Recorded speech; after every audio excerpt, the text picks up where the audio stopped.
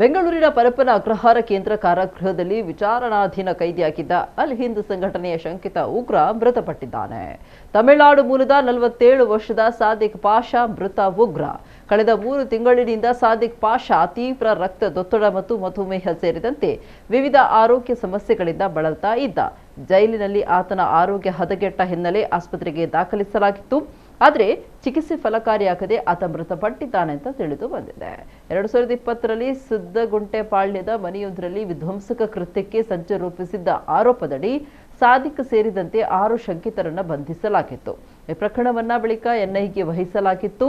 ಐಸಿಎಸ್ನಿಂದ ಪ್ರೇರಣೆಗೊಂಡು ಅಲ್ ಹಿಂದ್ ಎಂಬ ಸಂಘಟನೆ ಕಟ್ಟಿಕೊಂಡು ವಿಧ್ವಂಸಕ ಕೃತ್ಯ ಎಸಗಲು ಸಂಚು ರೂಪಿಸ್ತಾ ಇರುವುದು ವಿಚಾರಣೆ ವೇಳೆ ಬೆಳಕಿಗೆ ಬಂದಿತ್ತು.